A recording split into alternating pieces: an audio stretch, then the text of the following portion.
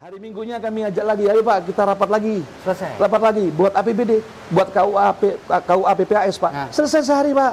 Gitu ya. Loh, keren. Jadi ternyata Keren. PLT itu lebih efektif. Lebih efektif. Artinya begini Pak. Bapak yang ngajari siapa? Yang ngajari teman-teman juga. Oh gitu.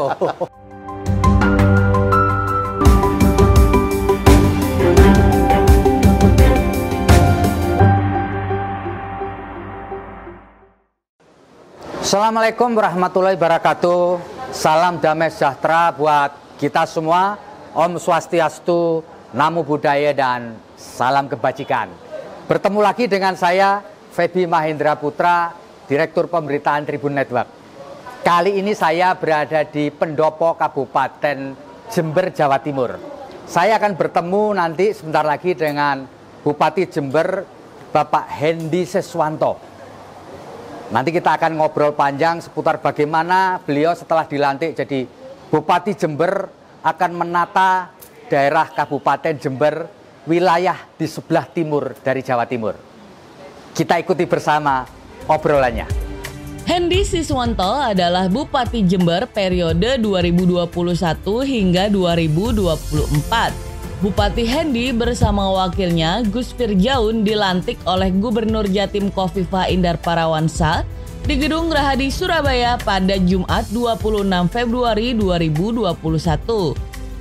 Hendy merupakan mantan aparatur sipil negara atau ASN selama 23 tahun di Kementerian Perhubungan. Nama Hendy Siswanto sempat menjadi perbincangan publik setelah membeli Rantis Maung Pindad pada 15 Februari 2021. Mobil tersebut dikirimkan ke Hendy Siswanto Center atau HSC, posko milik Hendy Siswanto, dan dibanderol sekitar 600 juta rupiah. Mobil keluaran PT Pindad berjenis Maung itu akan dipakai Hendy sebagai kendaraan operasionalnya. Simak perbincangan lengkapnya bersama News Director Tribun Network Feby Mahendra Putra dan Bupati Jember Hendy Siswanto. Assalamualaikum warahmatullahi wabarakatuh, Pak Bupati. Waalaikumsalam warahmatullahi wabarakatuh. Apa kabar Pak Feby? Baik Pak Bupati. Pak Bupati sehat kan? Alhamdulillah. Pak Bupati, Bapak ini begitu menjabat, banyak warisan yang menurut beberapa orang disebut bukan hanya piring kotor tapi piring pecah di wilayah Kabupaten Jember ini. Benarkah demikian Pak Bupati? Kalau piring pecah, lem aja. Jadi gini Pak Feby, Ya. jadi terus terang saja begitu kami menjabat, kami dilantik itu tanggal 26. Ya. Terus kami serah terima jabatan itu tanggal 3 Maret. Ya. Jadi hari ini hari yang ke-31. Baru 31 hari kami bekerja, dan menurut informasi teman-teman dan saya juga dengar informasi bahwa Jember memang banyak sedikit persoalan. Ya. Soalan, namun alhamdulillah saya melihat persoalan itu biasa lah, ini bagian dari perjalanan. Dari perjalanan orang ingin makmur, ingin sejahtera, pasti ada cobaan-cobaan, itu begitu saja. Ya, Pak Hendy, saya mendengar dan saya membaca di banyak media bahwa Jember ini masalah utamanya adalah ketiadaan perda mengenai APBD. Ya. Baik 2019, 2020 maupun 2021. Ya. Apa sih Pak maknanya ketiadaan perda mengenai APBD terhadap pembangunan di sebuah daerah? Jadi maknanya ya sangat tinggi sekali. Karena apa? Karena memang APBD itu bagian urat nadi, urat nadi dari proses pembangunan. Jadi sama dengan kita punya rumah tangga tapi nggak ada duit, ya mau apa kita? Mau apa kita? Nggak mungkin bisa melakukan kreativitas apapun, punya program apapun, nggak bisa. Jadi urat nadi Pak, urat nadi dari satu pembangunan. Nah, kenapa itu kok sampai terjadi seperti itu? Tentunya ini kalau kami selalu menganalogikan pemerintahan ini dengan keluarga, Pak. Dengan keluarga kecil kita, ya. Keluarga kecil kita ini pasti ada sepasang suami istri. Suami istri yang apabila suami istri ini rukun gitu ya, insya Allah di dalamnya akan berjalan dengan baik itu keluarga. Tapi memang yang terjadi kemarin di Jember ini ada sedikit mungkin kurang sepaham kali ya. Bahasa yang kurang sepaham antara legislatif dan eksekutif yang terjadi. Akhirnya apa? Apa yang menjadi program untuk membangun Jember ini tidak sepaham terus. Nah, karena tidak sepaham, karena dua-duanya itu menentukan, legislatif menentukan menurut undang-undang, eksekutif menentukan menurut undang-undang. Nah, kalau dua nggak klop, tentunya tidak mungkin apa yang jadi program itu bisa disepakati bersama. Pak Hendi, untuk ngeklopin ini dengan parlemen atau DPRD, apa yang Pak Hendi lakukan? Saya sampaikan begini, yang namanya legislatif dipilih oleh masyarakat juga. Eksekutif saya utamanya sebagai pejabat publik, pejabat politis di sini juga dipilih oleh rakyat. Sama, niatnya sama. Kalau kita mau koordinasi yang baik, komunikasi nomor satu kuncinya. Komunikasi yang intens tidak boleh itu sampai terputus. Kalau kita komunikasi dalam bentuk orang banyak mungkin terlalu banyak usulan semua baik, nggak ada nggak baik, semua usulan baik. Masih belum sepakat, kita lakukan komunikasi berdua, bertiga, berempat gitu. Sampai begitu sudah nampak sudah mulai nampak bagus, kita kumpul kembali. Artinya intinya komunikasi ini tidak boleh terputus, Pak. Koordinasi nggak boleh terputus. Nah, saya kan satu. Yang kedua, semangat untuk dipilih sama masyarakat adalah kita bukan untuk kepentingan kita, bukan kepentingan eksekutif, bukan kepentingan legislatif. Tapi di negeri ini rajanya yang harus kita hormati, yang tertinggi adalah rakyat. Yang didulukan ya? Didulukan. Ini kedaulatan rakyat. Apapun yang terjadi, apapun kebijakannya itu selama untuk kepentingan rakyat itu wajib didahulukan. Wajib. Ya. Tidak ada kata lain. Gitu. Dan dua-duanya wajib sepakat. Gitu. So far gimana Pak? So far selama sebulan Bapak mimpin menjadi bupati, hubungan dengan DPRD sekarang pada tingkat apa? Sudah membaik kah? Bukan membaik lagi, asik ini. Oh asik ya? Asik, tapi tetap kami sampaikan ke teman-teman DPRD. Kita ini asik, kita minum kopi bareng, kita diskusi. Pada saat minum kopi kita tertawa-tertawa, bukan dalam artian bergurau, tidak serius. Di situ juga agak terselip program-program kita, yang di situ pun juga itu menjadi maksud dan tujuan kita juga. Dan di situ terjadi hal kesepakatan. Kesepakatan berinteraksi secara kondisi yang enjoy ya, yang dapat dipahami kedua belah pihak. Bukan tanda kutip kita kong kali kong, tidak sama sekali. Karena kalau kong kali kong ini salah besar dan tidak akan mencapai kesempurnaan. Legislatif kurang sempurna, eksekutif enggak sempurna juga. Yang melengkapi siapa? Dua-duanya Pak. Dua-duanya. Negeri ini dibangun oleh orang pintar-pintar. Kalau nggak dibangun orang pintar-pintar, nggak mungkin eksekutif tok aja, nggak usah legislatif. Itu tadi tujuannya untuk berkolaborasi tadi. Pak, saya baca di beberapa media bahwa Bapak dikritik karena mem-PLT-kan para kepala OPD. Apa sih Pak pertimbangannya Pak? Begini, jadi kami masuk, tadi Bapak yang pertama bahwa kita nggak punya APBD ya.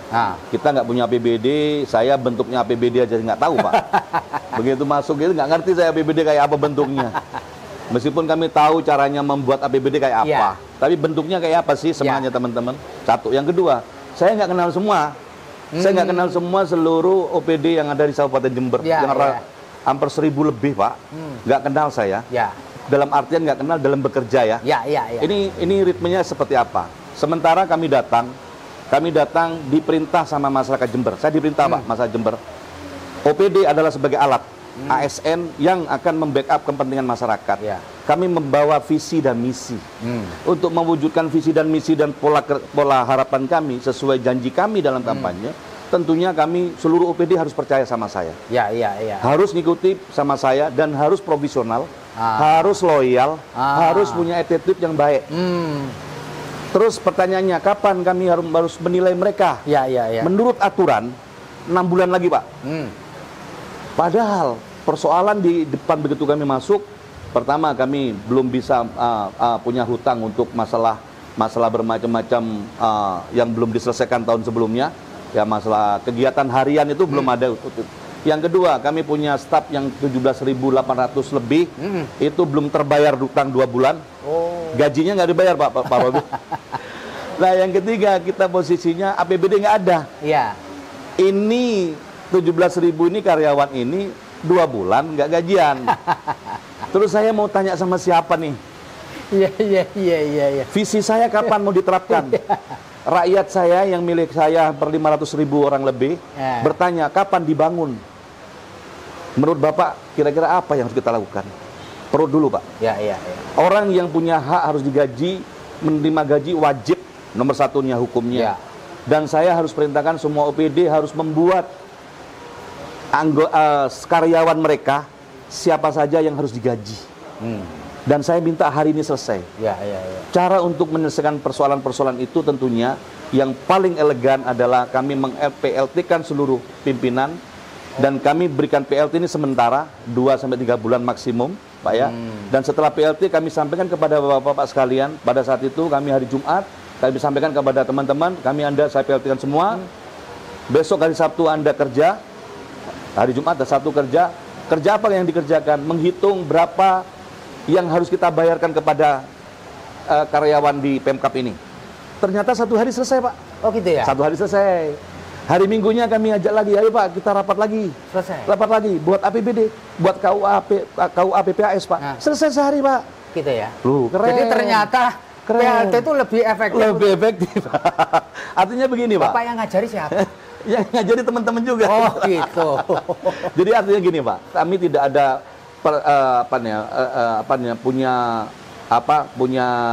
punya niat yang tidak baik terhadap semua pejabat.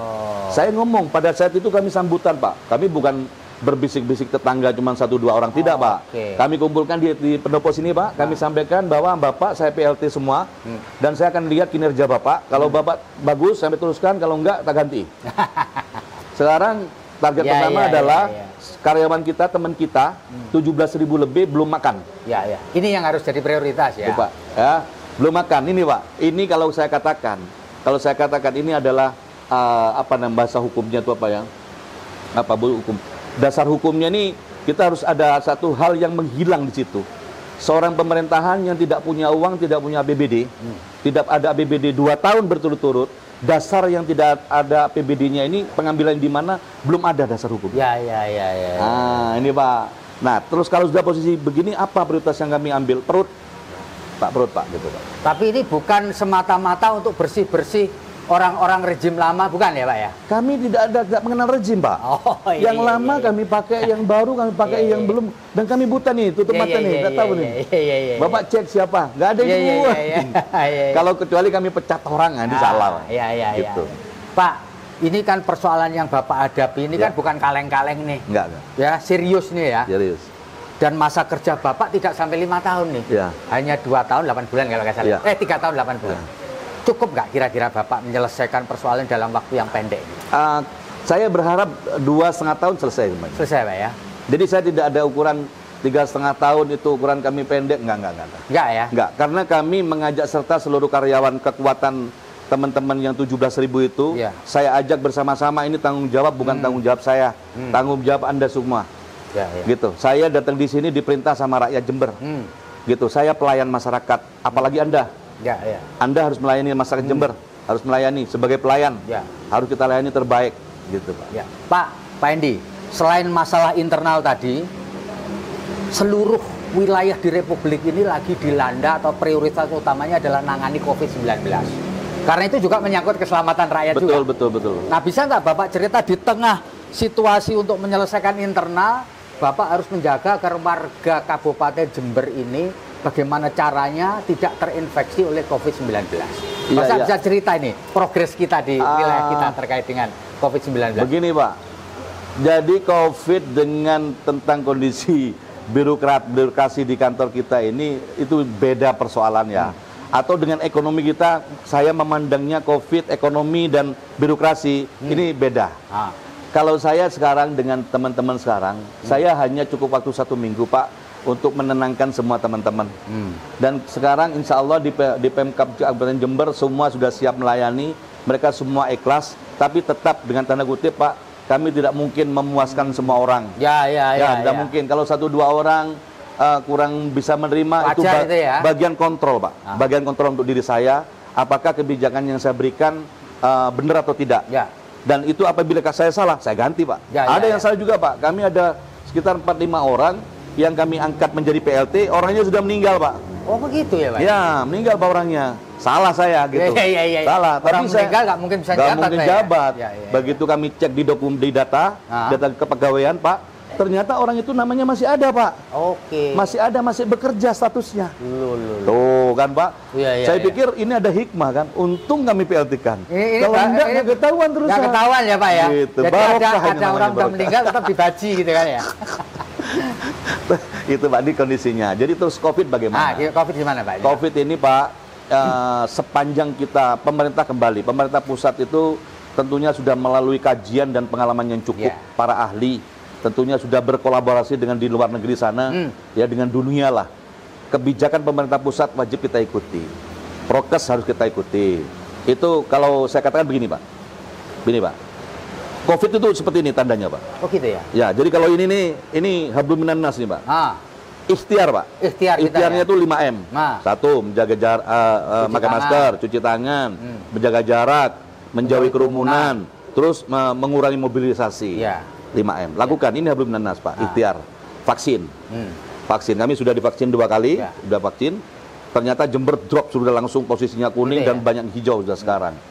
Dan ini ya ke atas Pak. Hablum minallah Pak, kepada Gusti Allah Pak. Karena COVID ini datangnya bukan dari siapa-siapa. Ini makhluk juga, makhluk dari sana. Kita wajib berdoa Pak. Sudah, kalau ini sudah dijalankan, bekerja saja Pak ekonominya. Nggak usah takut di rumah, takut ada COVID. Kenapa?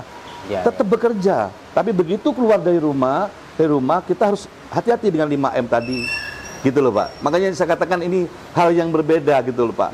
Tergantung dengan semangat kita, kehati-hatian kita, waspada. Sebelumnya kita hidup normal, sekarang dengan new normal, yang tidak pernah kita biasa seperti itu. Pak Edi, kalau dihitung-hitung gitu, target vaksinasi di wilayah Kabupaten Jember ini berapa? Dan yang sudah tervaksin itu berapa persen dari ini? Sekarang yang tervaksin di Jember ini sudah mencapai lebih kurang 20-30% Pak. 20-30% ya? Nanti di tahap kedua nanti insya Allah bulan Juni, kita mungkin dapat menerima, mudah-mudahan dapat segera dapat dari pusat Pak. Karena vaksin pemerintah pusat kemarin dari Bapak Presiden sendiri menyampaikan alangkah beratnya pada saat kami ikut apkasi, vaksin itu juga sedikit, yang kita pesennya banyak, 25 juta, yang datang cuma 6 juta, 7 juta dibagi se-Indonesia ini Pak. Alangkah berat memang perintah kita, dan kami memang ada sesuai program, Jember akan mendapatkan 1.400.000 Pak. 1.400.000 dosis ya? Dosis, itu artinya untuk 700 Pak, untuk 700.000. Karena 2 kali kan ya? 700.000 orang. Gitu, Pak. Pak, Anda kan sudah divaksin 2 kali tadi Pak. Tahu dampaknya nggak? Pernah merasakan ngantuk kayak atau apa gitu? Nggak, semakin seneng kerja Pak. Oh gitu ya Pak ya? Mau jadi strong nih Pak. Tapi tetap Pak, kami pakai tetap BPD. Yakin Pak ini, dan kami yakin dengan vaksin ini, saya harap ini mudah-mudahan cepat datang Pak vaksin. Saya akan berikan semua masyarakat Jember harus vaksin semuanya. Mudah-mudahan ini Pak. Gitu Pak. Pak, ada nggak Pak ketika 1 bulan Bapak ini menjabat, orang yang nggak mau divaksin di wilayah Kabupaten Jember, ada nggak Pak? Yang 1 orang Pak. 1 orang? 1 orang, mereka karena takut Pak. Dan menangis-nangis Pak, karena takut suntik. Takut suntik Pak. Orangnya gagah, tapi takut suntik Pak. Jadi laporannya cuma 1 orang. 1 orang Pak. Dan mudah-mudahan kita akan rayu, karena dia suka di pasar, ini orang pasar Pak. Suka orang di pasar. Yang berhubungan dengan di pasar. Dia takut sengaja sampai menangis-nangis. Nanti akan kami rayu pelan-pelan gitu Pak. Itu Pak. Pak, kalau menurut data konon bahwa tingkat atau pertumbuhan ekonomi di Kabupaten Jember ini masih negatif ya? Minus 2,98. Masih minus 2,98 ya. Jadi tentu setiap pimpinan daerah kepingin pertumbuhan ekonominya plus Pak ya. Pasti. Apa yang Bapak ingin lakukan supaya plus atau minimal 0 lah? Ya, jangan 0 Pak, harus plus Pak. Harus plus. Kami tahun 2021 ini kita harus plus Pak.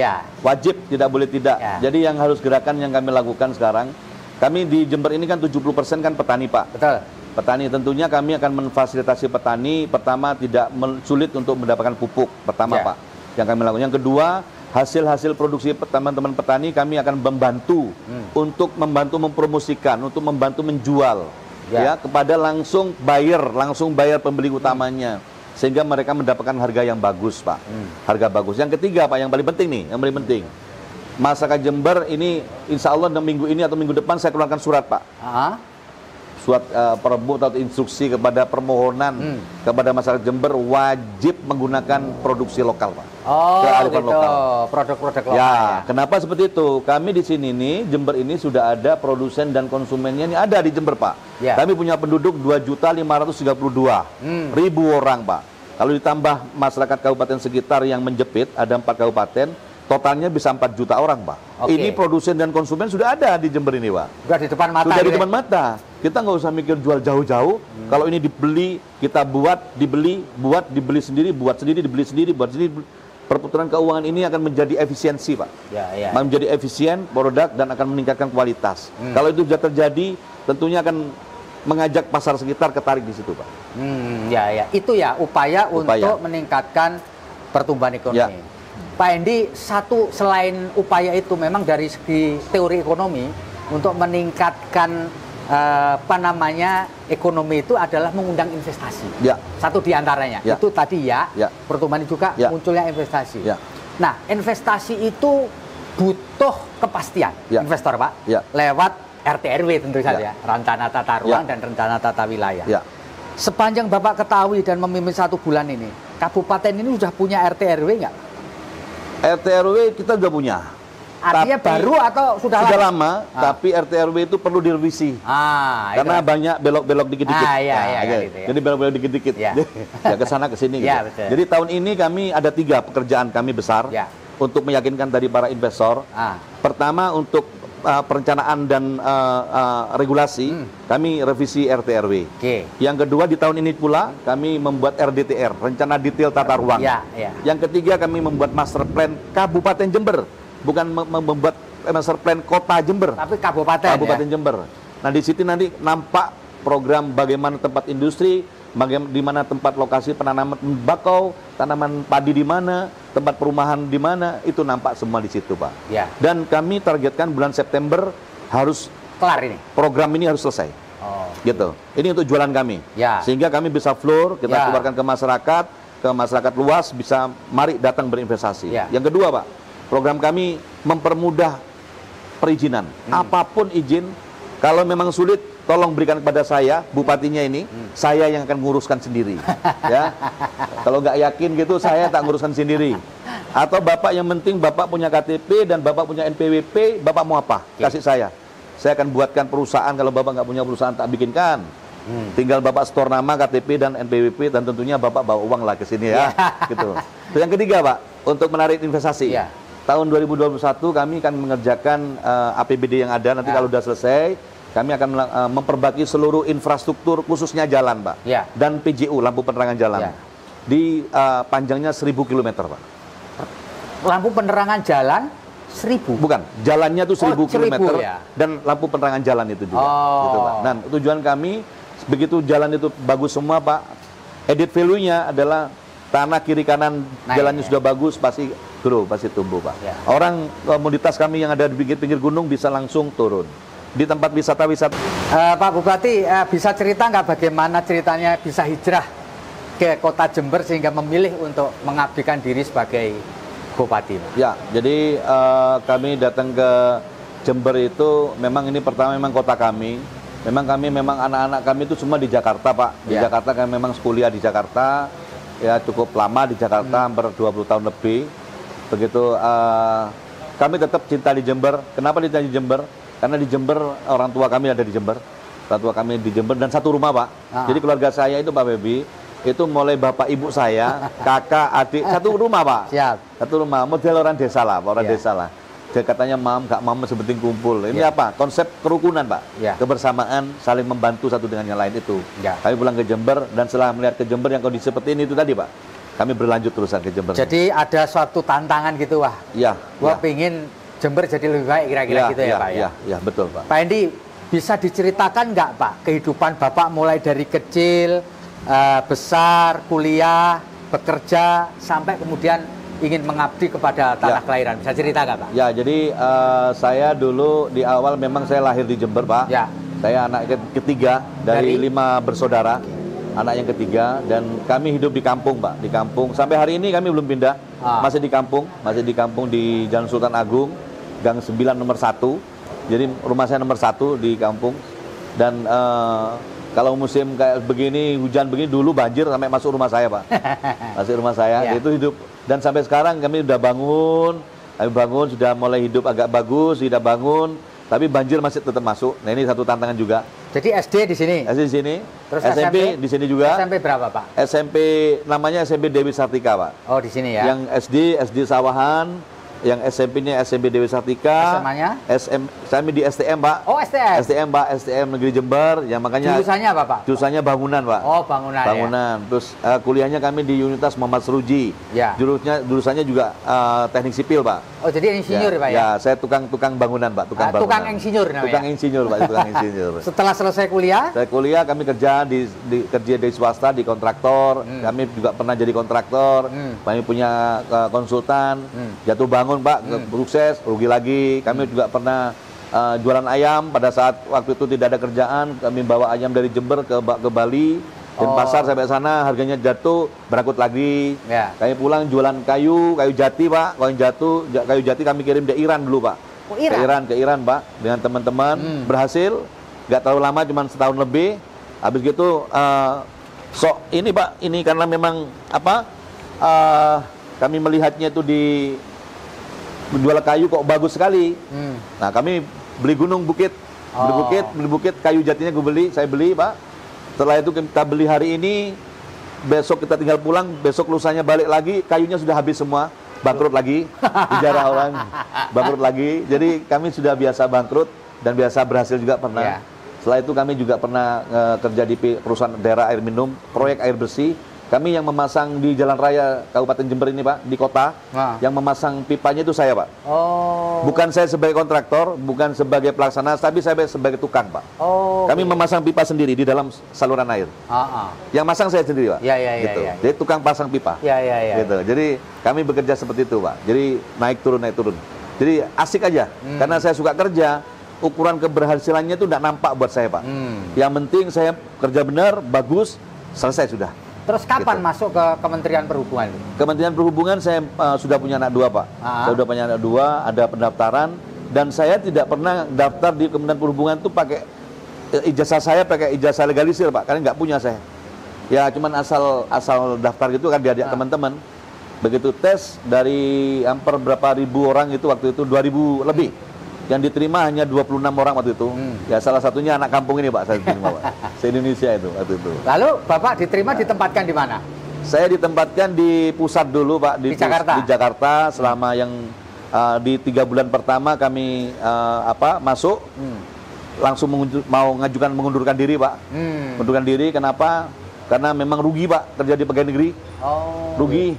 Gitu, Pak. Kan kami sudah biasa kerja di swasta. Begitu kerja pegawai negeri, ya gajinya kan standar begitu, Pak. Aduh, rugi. Istri saya ngirim duit terus dari Jember, Pak. Istri saya kerja kan di Jember kerja, karena istri itu kerja buka ke busana, Pak, busana dan buka restoran di Jember pada saat itu. Kami dapat subsidi terus. Begitu rugi, saya mengajukan pengunduran diri, tidak boleh sama Bapak Dirjen saya, dan saya disekolahkan di Austria, Pak. Sekolah di Austria untuk belajar untuk teknik jembatan, Pak. Teknik jembatan, kami habis pulang dari Austria, kami ditempatkan di lapangan untuk pembangunan jalan kereta api se-Indonesia, Pak. Gitu, Pak. Jadi Bapak waktu itu di Direktorat Kereta Api? Jenderal Perkeretaapian. Oh, Perkeretaapian. Itu ceritanya seperti itu, Pak. Sampai kemudian resign lagi untuk kembali ke Jember, Pak. Jember lagi, Pak. Gitu. Oke, baik. Ya, Pak, ini satu, sebenarnya ketika Bapak mencalonkan sebagai bupati, kemudian jadi bupati, sampai 3 tahun 8 bulan ke depan, yang ingin Bapak tinggalkan itu apa? Saya ingin meninggalkan yang terbaik, yang jelas untuk masyarakat Jember. Dan saya ingin di Jember ini menjadi satu sentra sentra untuk berinvestasi di Jember, ya. Dan di Jember ini harus menjadi kota yang religius, kota religius dan mudah diakses, informasinya terbuka, ya. Jadi harapan kami siapapun nantinya jadi bupati next, nggak usah ngerubah yang program ini, gitu. Karena program itu sudah baku, sudah bisa diakses. Kalau ada yang siapapun merubah akan terbaca oleh seluruh masyarakat. Ini akan kami buatkan platformnya dulu, Pak. Karena platform yang ada di Kabupaten Jember sampai sekarang ini masih belum jelas. Karena setiap UPD membuat platform sendiri-sendiri nih. Gitu. Egosentris dari setiap UPD masih nampak di Jember. Saya akan hilangkan jadi itu Pak semua. Hendy dengan kata lain ingin meninggalkan sesuatu yang bersih. Yang bersih. Yang tinggal jalanin gitu aja. Tinggal jalanin sudah. Bukan meninggalkan piring pecah atau piring kotor gitu kira-kira. Jadi kalau ya. ada bupati yang baru nanti, Pak Febi, dia akan mengembangkan saja. Jangan rubah yang sudah ada sudah. Yang ada sudah firm. Gitu, Pak. Ya tinggal nambah dikit gitu. Ya. Pak, ini di ujung ngobrol kita sebelum nanti kita pindah tempat. Bapak ingin menyampaikan sesuatu nggak kepada para pembaca kita di seluruh Indonesia? Ya. Artinya memberikan closing statement lah. Ya. Nah, silakan Pak. Jadi gini, ke Bapak-bapak, teman-teman semua, khususnya warga Jember, Pak Bebi, dan juga teman-teman bupati se-Indonesia. Ya, kami juga anggota baru di dalam APKASI, anggota pemerintah asosiasi pemerintah Kabupaten Republik Indonesia. Mari dan seluruh warganya di seluruh Indonesia datang ke Jember. Jember sekarang sudah berubah. Mari datang ke Jember untuk berinvestasi, untuk melihat wisata kami di Jember. Kami punya produksi hebat di Jember, kami punya tanaman bagus, tembakau kami punya bagus, ya kami punya kopi yang produksinya yang luar biasa. Kami akan mencanangkan di Jember menjadi kabupaten penghasil kopi robusta terbesar di Indonesia. Dan di Jember ada JFC, Jember Festival Karnaval, gitu, dan komunitas-komunitas yang lain di Jember sangat luar biasa. Yang satu hal lagi, mari kami mengundang teman-teman semua, masyarakat Indonesia, kalau ingin belajar kopi dan kakao, di Jember adalah satu-satunya di negeri ini pusat penelitian kopi dan kakao. Kalau Bapak ingin menjadi entrepreneur di bidang kakao, coklat dan kopi, datang ke Jember. Kami akan membuat Bapak puas dan membuat teman-teman semua bisa berinovasi lebih untuk memproduksi komoditas kopi dan kakao. Oke. Tribuners, itu tadi closing statement dari Pak Bupati. Nanti kita akan lanjutin pada sequel lain di tempat terpisah.